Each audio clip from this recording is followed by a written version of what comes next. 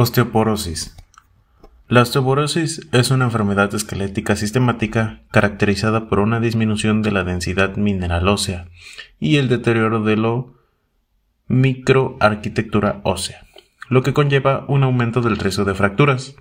A nivel básico, el hueso está sometido en un proceso continuo de remodelado mediante la acción coordinada de osteoclastos y osteoblastos, regulado por señales locales y sistémicas. Sin embargo, en la osteoporosis, este equilibrio se rompe, lo que se traduce en pérdida neta de tejido óseo. Aunque tradicionalmente se ha explicado en términos de alteraciones hormonales y mecánicas, en los últimos años se ha destacado la relevancia de los mecanismos moleculares y celulares subyacentes que determinan la función y el equilibrio entre formación y resorción ósea. Este presente trabajo es una suma importancia, ya que, al estudiar las bases moleculares de esta enfermedad, permite entender en profundidad los procesos celulares y bioquímicos que llevan a la desregularización del remodelado óseo.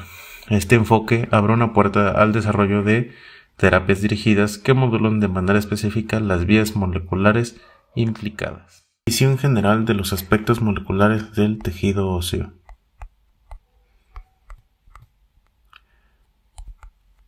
El esqueleto es un órgano firme, duro y resistente que está formado por un tejido conectivo especializado que se caracteriza por tener una matriz extracelular ósea calcificada, en la que quedan embebidos distintos tipos celulares que aportan funcionalidad al tejido. El tejido óseo formado por células sumergidas en un abundante sistema intercelular muy consistente por estar calcificada. Es un tejido vivo.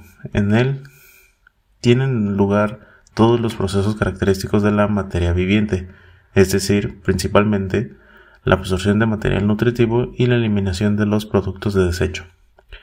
La matriz ósea es un material extracelular con alta concentración de minerales a base de calcio y fosfato, responsable de la naturaleza dura y calcificada del tejido óseo.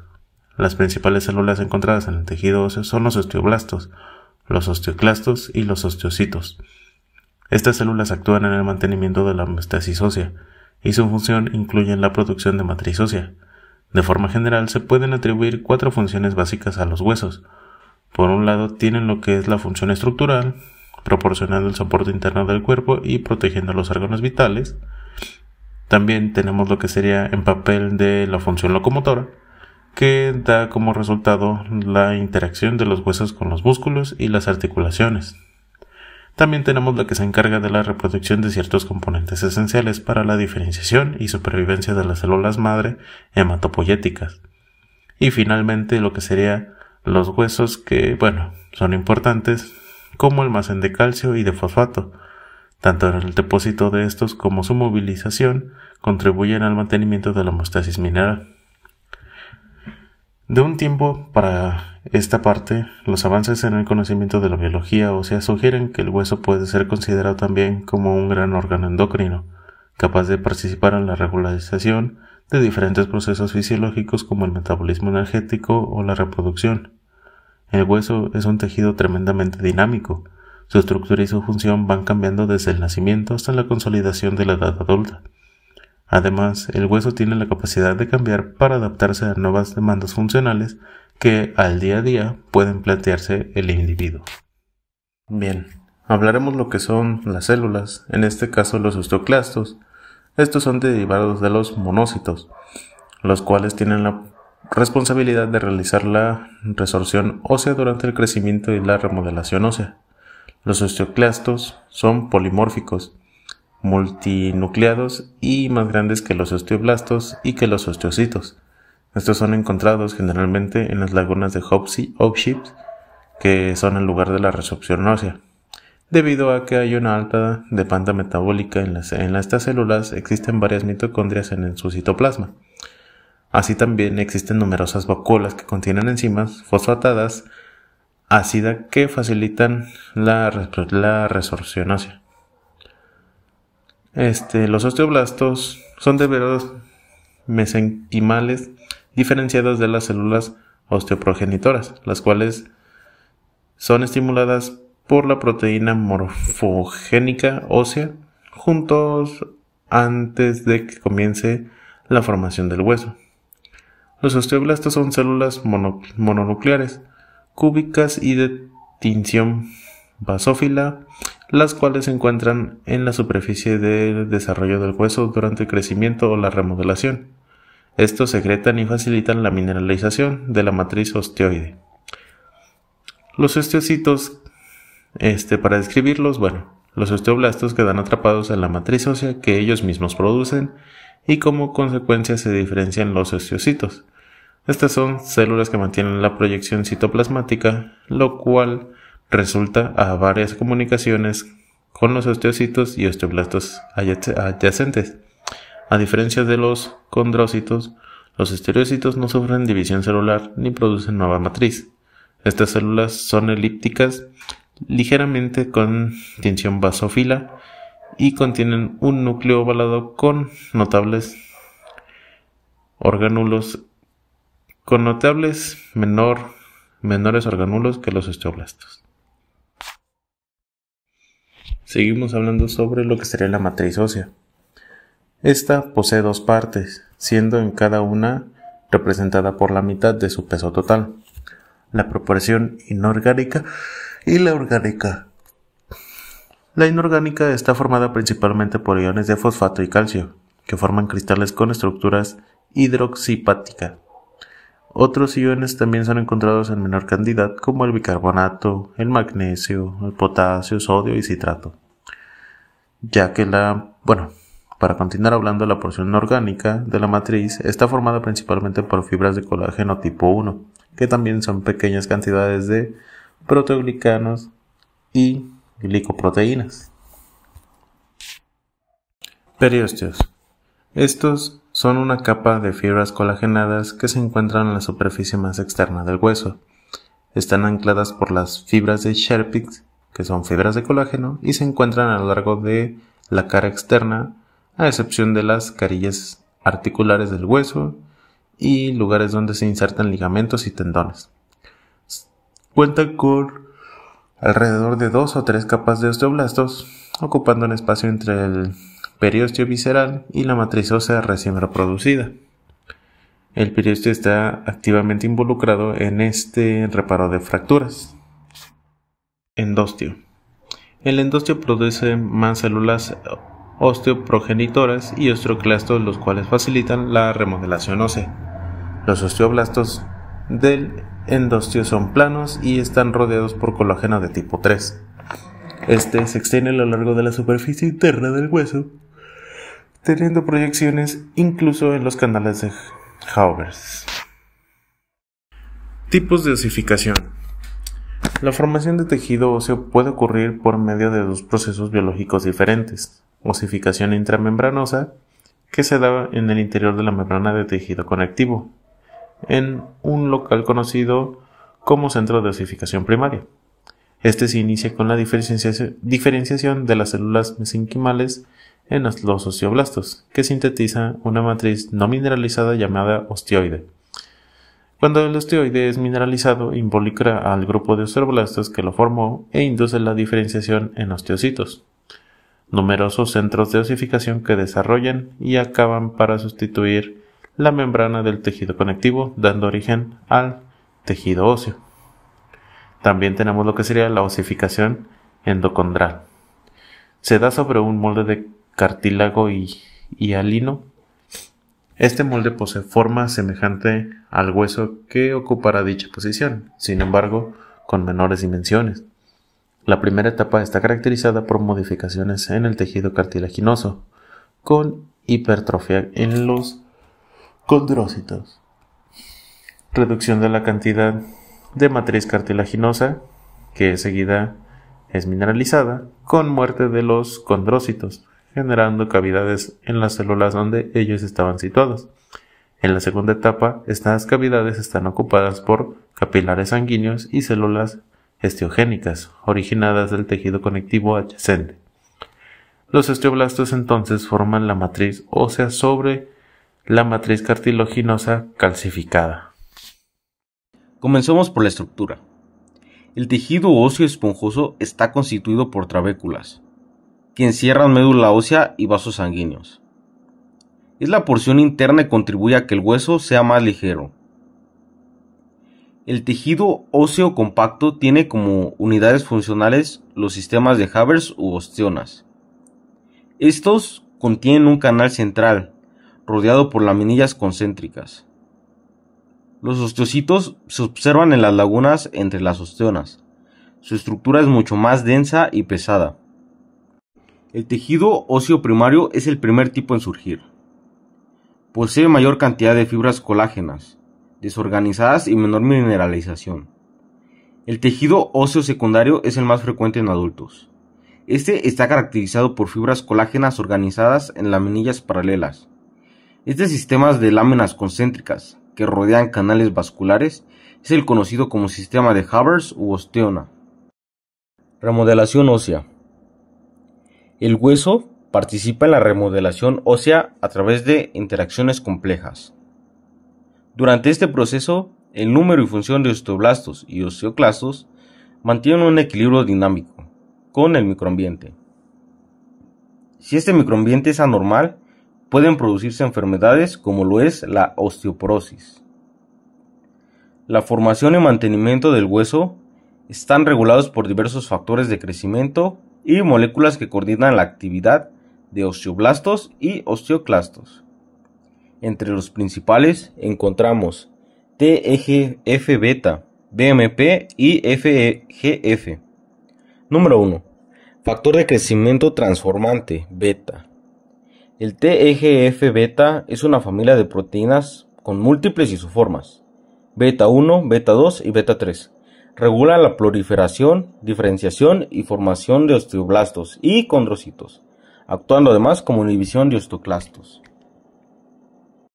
Actúa mediante vías de señalización específicas, promoviendo la diferenciación de células madre mesenquimales en osteoblastos y la producción de matriz extracelular.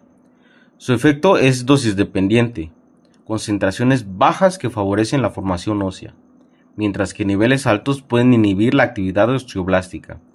El TGF-beta es fundamental para la integridad cartílago-articular. Proteína morfogénica ósea, o BMP. Las BMP son miembros de la superfamilia TGF-beta, con una potente capacidad osteogénica. Promueven la diferenciación de células madre mesenquimales hacia osteoblastos y condrocitos, esto facilitando la formación de hueso y cartílago. BMP2, 4, 6, 7 y 9 son especialmente importantes. BMP9, por ejemplo, muestra una fuente de potencial osteogénico. Las BMP interactúan con la vía de señalización WNT-beta catenina para regular sinérgicamente la osteogénesis. Clínicamente, las proteínas recombinantes como RHBMP2, RHBMP7 han sido aprobadas para tratamientos de reparación ósea, aunque su uso limita por costos y complejidad. 3. Factores de crecimiento de fibroblastos, FGF. La familia FGF incluye varios factores. El FGF2 básico se libera tras las lesiones óseas y estimula la proliferación y maduración de osteoblastos y condrocitos, esto promoviendo la síntesis de colágeno y la reparación tisular. Otros miembros de la familia FGF también participan en la diferenciación y migración celular, esto durante el proceso de desarrollo y regeneración ósea. Vías de señalización de la osteoporosis. La generación y desarrollo de la osteoporosis están reguladas por factores genéticos y factores reguladores como TGF-beta, BMP y FGF, estos los ya antes mencionados, a través de múltiples vías, incluyendo la vía de señalización WNT, Notch y MAPK. Entre ellas, la vía de señalización de WNT es de las vías más importantes. No solo está involucrada en el desarrollo y metabolismo óseo, sino también en la diferenciación y proliferación de condrocitos, células madre mesenquimales en osteoblastos y la inhibición de proliferación y diferenciación de osteoclastos. Rutas de señalización que participan en el desarrollo de la osteoporosis. La patogénesis de la osteoporosis es causada por la apoptosis de osteoblastos y la proliferación de osteoclastos, lo que conduce al trastorno del metabolismo óseo y la pérdida ósea. Esto resulta en el deterioro de la morfología ósea. Durante toda la vida, el hueso se repite constantemente el proceso de remodelación ósea. Este proceso, como vimos, consta de 4 fases importantes, como lo pueden ser la resorción ósea, la reversión, depósito de la matriz y mineralización ósea. Células relacionadas. Las células relacionadas, como las células madre hematopoyéticas y células madre mesenquimales, participan en la remodelación. La figura ilustrada, como los osteoclastos, derivados hematopoyéticos, eliminan hueso viejo. Luego, en la fase de reversión, se prepara la zona. Después, los osteoblastos, estos originados de células madre mesenquimales, depositan matriz. Y finalmente algunos se transforman en osteocitos. En conclusión, si el microambiente en la matriz ósea es anormal, se producirán enfermedades como lo es la osteoporosis. Esto debido a que el equilibrio es frágil. El conocimiento detallado de estos factores de crecimiento, como lo es el TGF-beta y BMP, como antes lo vimos, junto con las vías moleculares, como lo son la WNT, ofrece la esperanza de desarrollar terapias más dirigidas. El bloqueo de inhibidores como lo es DKK1 y SOST es un camino prometedor para poder potenciar la formación de hueso y combatir la osteoporosis. WNT en la formación y remodelación ósea. La vía de señalización WNT incluye 3 rutas principales: la canónica WNT beta-catenina, la no canónica WNT-CA y la vía de polaridad celular planar. Esta vía es esencial en el desarrollo embrionario, la regeneración tisular y la regulación del crecimiento óseo. Su alteración está relacionada con enfermedades como osteoporosis y osteogénesis imperfecta. Las proteínas WNT, glicoproteínas modificadas por lípidos, se dividen en 2 grupos: canónicas, que activan la vía WNT beta-catenina, y no canónicas, que regulan otras vías como la SA. La secreción y función de estas proteínas depende de su lipidación y la interacción con proteínas transportadoras como WNT-LESS. En la formación ósea, la vía WNT promueve la diferenciación de las células madre mesenquimales en osteoblastos e inhibe la formación de adipocitos. Proteínas como WNT3A y WNT5A estimulan esta diferencia mediante la activación de beta-catenina y la regulación de factores de transcripción clave como RUNX2. Además, la vía WNT modula tanto la formación de matriz como la actividad de osteoclastos, contribuyendo a la remodelación ósea. Beta-catenina en la señalización WNT y formación. La beta-catenina es una proteína clave de la vía WNT canónica, involucrada en la adhesión celular y la regulación de la diferenciación osteogénica. Se une a la acaerina en la membrana para mantener la integridad celular, y cuando no está activa, se degrada por fosforilación. En la formulación ósea, promueve la diferenciación de 2 células madre en osteoblastos, mejorando la respuesta a factores como BMP2 y regulando genes importantes para el hueso. Además, participa en la formación de maduración del cartílago y su desregulación se asocia con enfermedades articulares como la osteoartritis. Figura 2. Proceso de transducción de la señal de WNT en estado inactivo. Sin el ligando de WNT, la fosforilación intracelular de la beta-catenina es activada por las quinasas CKI y GSK3-beta, bajo la acción de las proteínas esqueléticas AXIN y APC.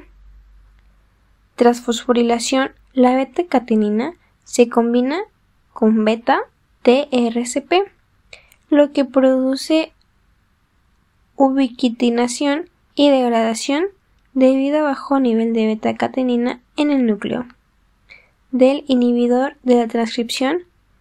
Groucho puede inhibir la transcripción del gen diana de WNT. Las proteínas de KK1, SOST, SRP y WIF1 son inhibidores extracelulares de la vía WNT beta-catenina. De KK1 y SOST se unen al correceptor LRP56 en osteoblastos, bloqueando la señalización WNT y reduciendo la formación ósea al favorecer la actividad osteoclástica. Por su parte, SFRP y WIF1 impiden que el ligando WNT se una a un receptor Frislet, inhibiendo la activación de la vía a pesar de su papel regulador. El efecto clínico de SFRP y WIF1 es la osteoporosis. Aún no está bien establecido.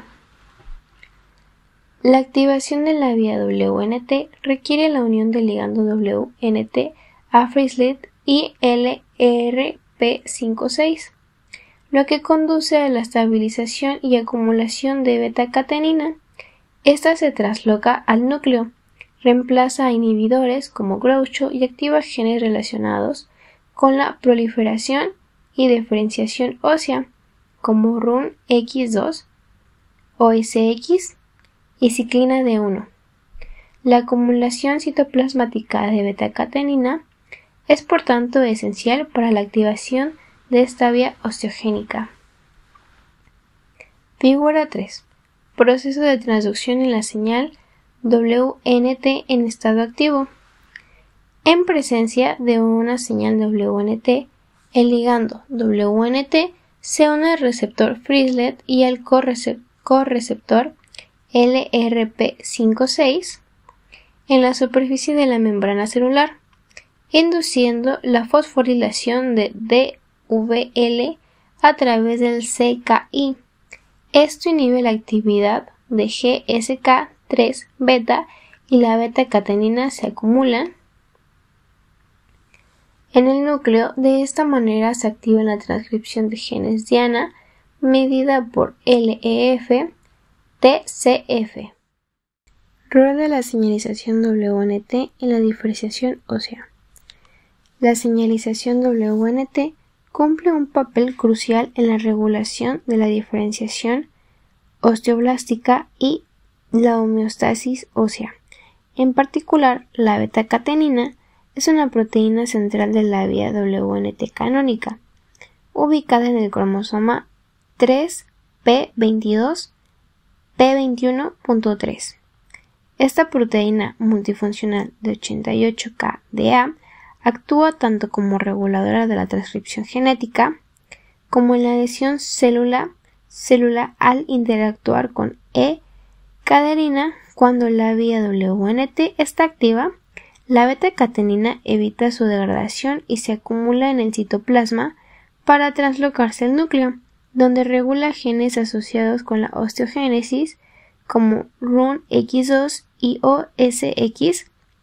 Su sobreexpresión puede mejorar la diferenciación osteoblástica, mientras que su suspensión se asocia con una menor formación de cartílago y hueso, como se observa en patologías como la osteoartritis. Por otro lado, existen proteínas inhibidoras secretadas por la vía WNT que contrarrestan esta activación, entre ellas DIC, KKOPF1, DKK1 y la esclerostina SOST bloquean la interacción de WNT con su correceptor LRP56, reduciendo la proliferación y diferenciación de osteoblastios. De forma complementaria, las proteínas FRP y WIF1 interfieren directamente con el ligando WNT, impidiendo su unión a Frisley, aunque se ha demostrado que la inhibición de SFRP1 y WIF1 puede reactivar la vía WNT. Aún hay escasa evidencia clínica sobre su impacto en la osteoporosis.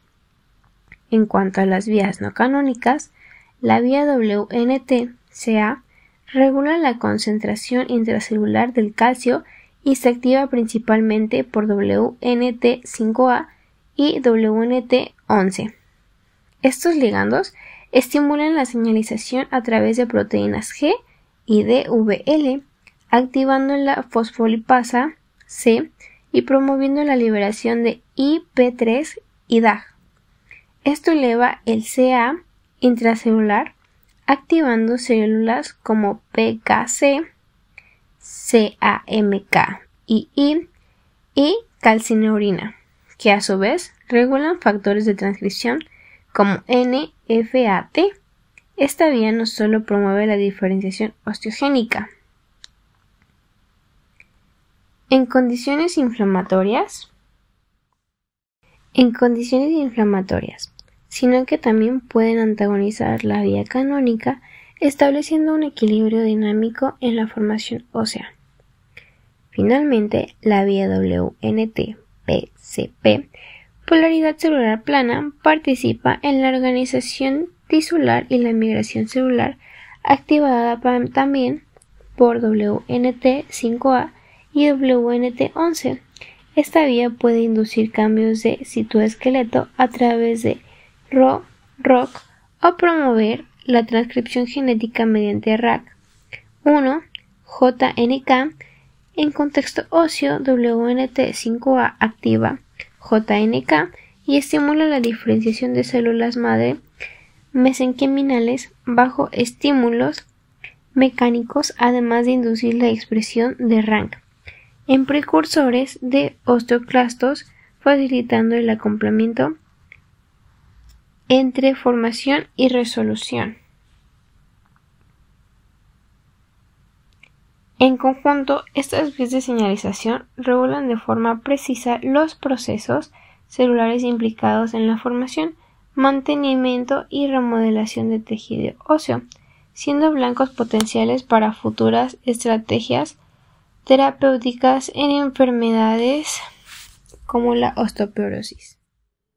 Bueno, pues ahora vamos a hablar sobre la desregulación molecular y su papel en la osteoporosis.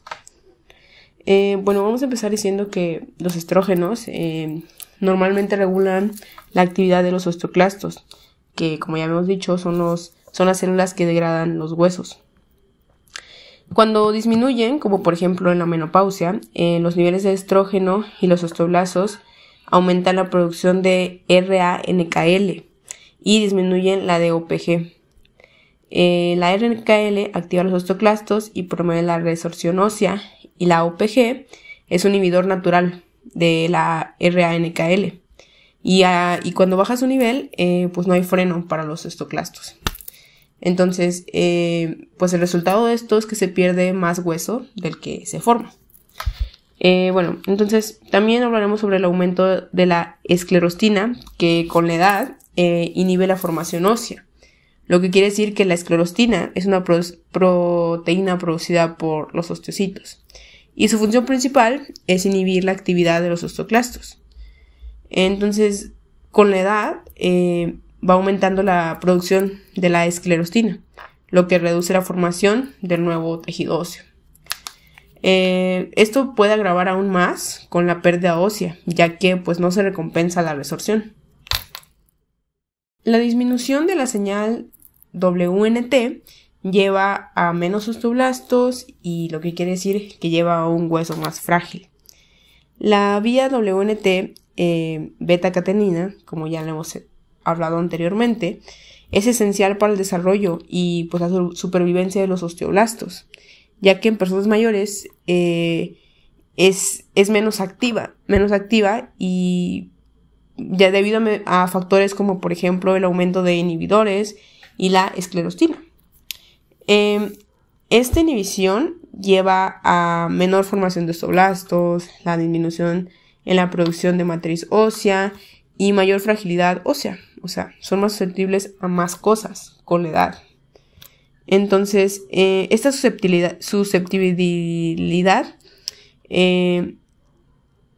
a los efectos de los glucocorticoides varían de forma, digamos, considerable, ya que algunos estudios han demostrado que se regulan por enzimas locales, lo cual determina la cantidad de esteroide que interacciona con el receptor.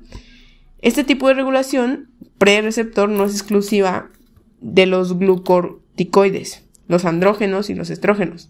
También se metabolizan localmente por enzimas como la aromatasa o la quinta reductasa. Bueno, ahora vamos a hablar sobre la disponibilidad de la glucocorticoides. Esta es regulada por la enzima 11B hidroxiesteroide dehidrogenasa, que en sus siglas es 11B-HSD.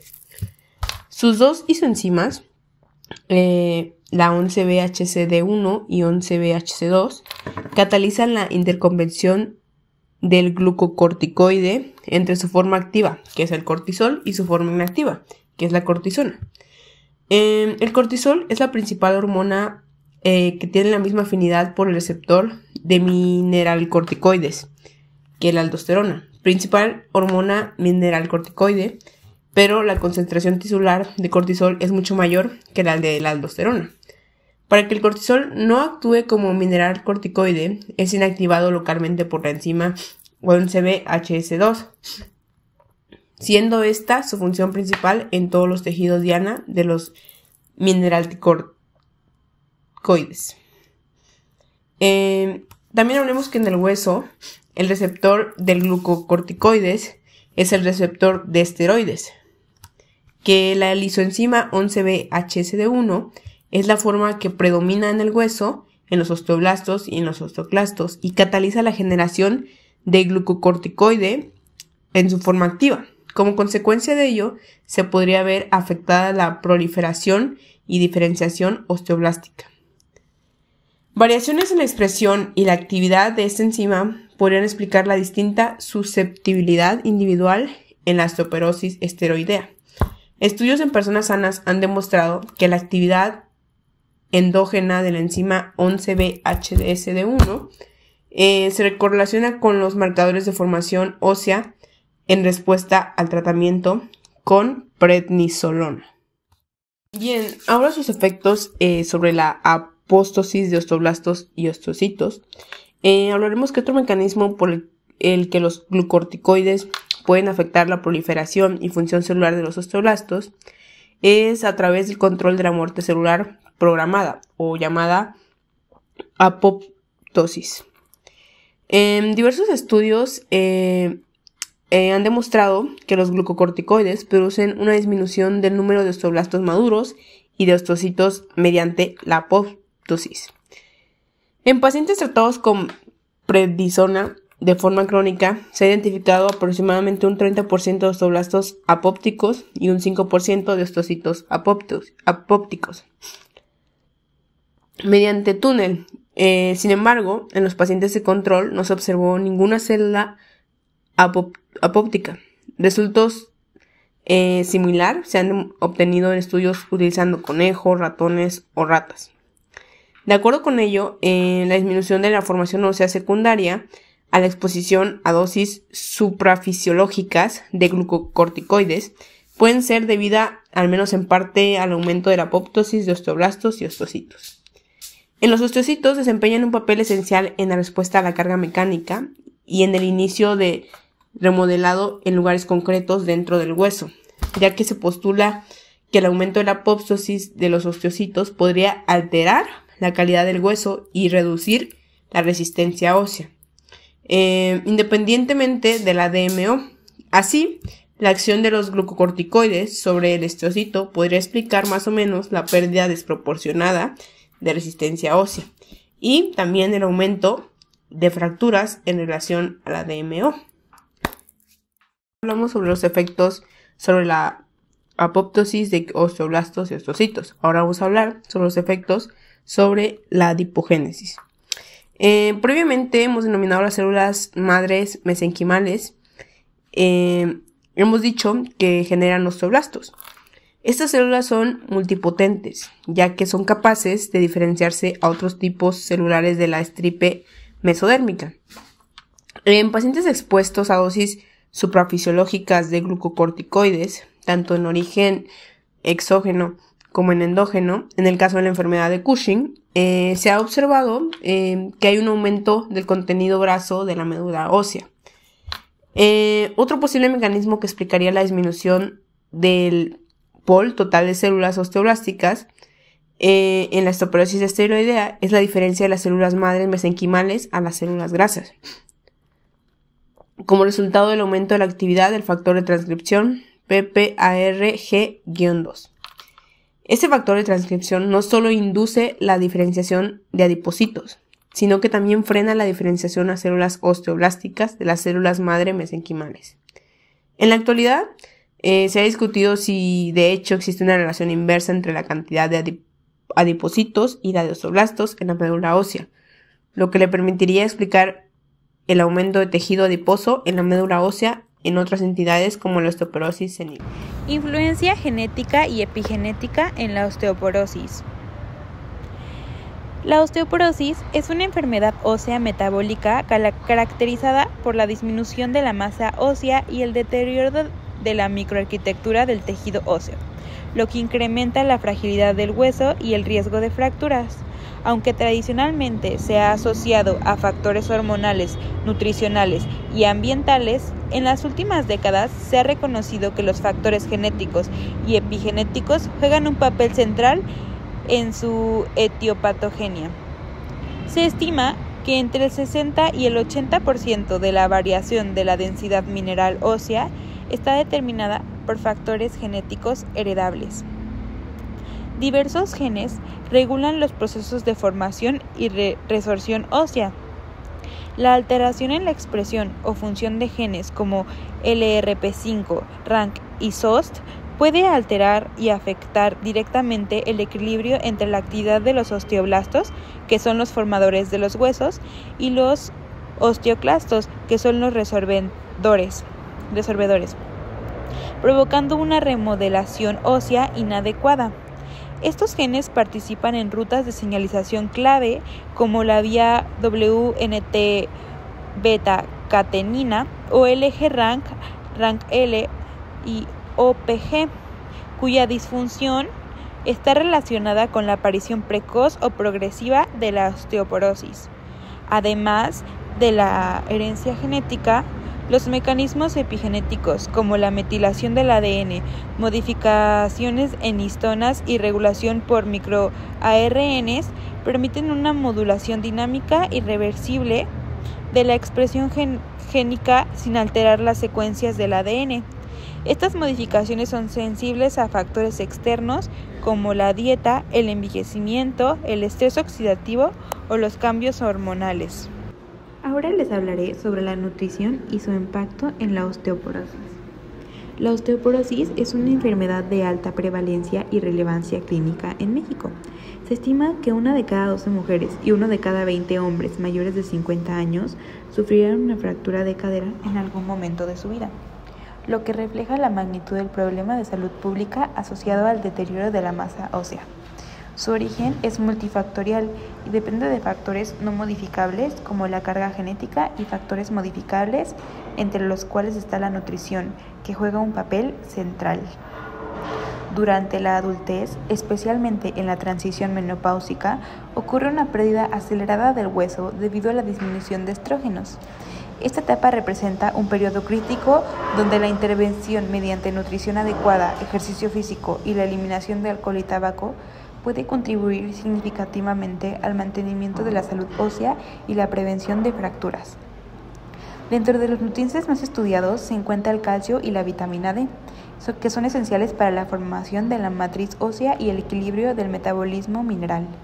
El eje hueso para tiroides, riñón, ilio regula la absorción y la utilización de estos minerales, mientras que la vitamina D favorece a la absorción intestinal de calcio y reduce el riesgo de hipocalcemia y recambio óseo acelerado, especialmente en mujeres posmenopáusicas.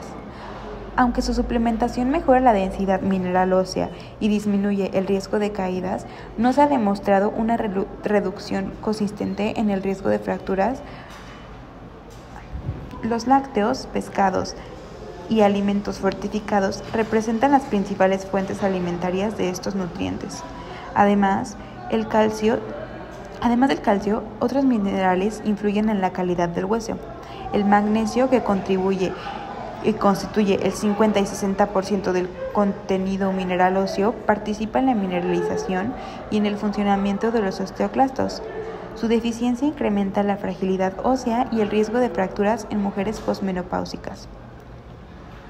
El potasio contribuye a disminuir la resorción ósea al reducir el ambiente ácido corporal, mientras que el zinc y el cobre son necesarios para la síntesis de colágeno y la función adecuada de los osteoblastos y osteoclastos. Alteraciones en estos oligoelementos se han observado en pacientes con osteoporosis, lo cual refuerza su importancia en el mantenimiento del hueso sano. Otro componente trascendental es la proteína dietética, que esta es indispensable no solo para la masa muscular, sino también para el metabolismo óseo. La pérdida del músculo y hueso ocurre simultáneamente en mujeres posmenopáusicas, por lo que se recomienda una ingesta proteica de 1 a 1.2 gramos por kilogramo al día, acompañada de adecuados niveles de calcio para optimizar su efecto. La proteína favorece la absorción de calcio, disminuye la hormona paratiroidea y estimula la producción de IGF-1, que es un importante estimulador del crecimiento óseo. Entre las vitaminas relevantes destaca la vitamina K. Es necesaria para la carboxilación de la osteocalcina, que es proceso fundamental para la mineralización del hueso. Su deficiencia aumenta el riesgo de pérdida ósea y fracturas. La vitamina C, con propiedades antioxidantes, contribuye a la formación de colágeno y regula la actividad de osteoclastos y osteoblastos. Un mayor consumo se ha asociado con menor riesgo de fracturas. Asimismo, las vitaminas del complejo B intervienen a la regulación homocisteína, cuya elevación afecta la estabilidad del colágeno y favorece los huesos más frágiles. Finalmente, los ácidos grasos omega 3 muestran efectos beneficiosos al inhibir la resorción ósea y favorecer su formación. Aunque la evidencia aún es inconsistente, su consumo a través de pescados y mariscos puede completar una estrategia nutricional orientada al mantenimiento de la densidad ósea. En conclusión, la evidencia presente indica que la nutrición adecuada, junto con los estilos de vida saludables, constituye un componente clave en la prevención y manejo de la osteoporosis. Una dieta variada y equilibrada que asegure la ingesta de calcio, vitamina D, proteínas, vitamina C y K, folato, B12, magnesio, zinc y omega 3, acompañada de actividad física regular, puede reducir significativamente el riesgo de pérdida ósea y caídas y fracturas en mujeres con riesgo o diagnóstico de osteoporosis.